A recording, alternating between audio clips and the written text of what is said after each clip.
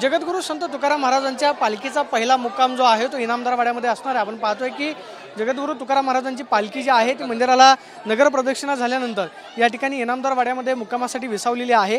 सकाळी 8 वाजता ही पालखी जी आहे ती पंढरपूरच्या दिशेने प्रस्थान ठेवेल आणि उद्या आकुर्डीमध्ये पालखीचा मुक्काम जो आहे तो असणार आहे। मात्र मुक्कामाच्या ठिकाणी आपण पाहतोय की दर्शनाची व्यवस्था जी आहे त्या ठिकाणी करण्यात आलेली आहे।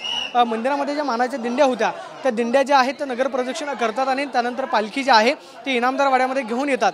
इथं आल्यानंतर आरती होते आणि त्यानंतर उद्याची घोषणा जी आहे ती केली जाते। उद्या सकाळी 8 वाजता ही पालखी जी आहे ती पंढरपूरच्या दिशेने प्रस्थान ठेवेल। मात्र या ठिकाणी सुद्धा दर्शनाची व्यवस्था जी आहे ते येणाऱ्या वारकऱ्यांसाठी करण्यात आलेली आहे आणि जगद्गुरू तुकाराम महाराजांची पालखी ही खरं तर आज इनामदार वाड्यामध्ये मुक्कामासाठी विसावलेली आपल्याला पाहायला मिळते। कॅमेरा पर्सन अभिजित पिसेसोनी, प्रदीप कापसे, TV9 मराठी, देहू।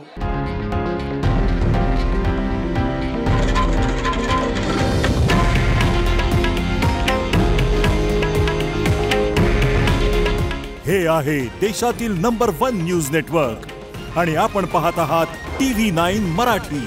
काळजी तुमची, हित महाराष्ट्राचं।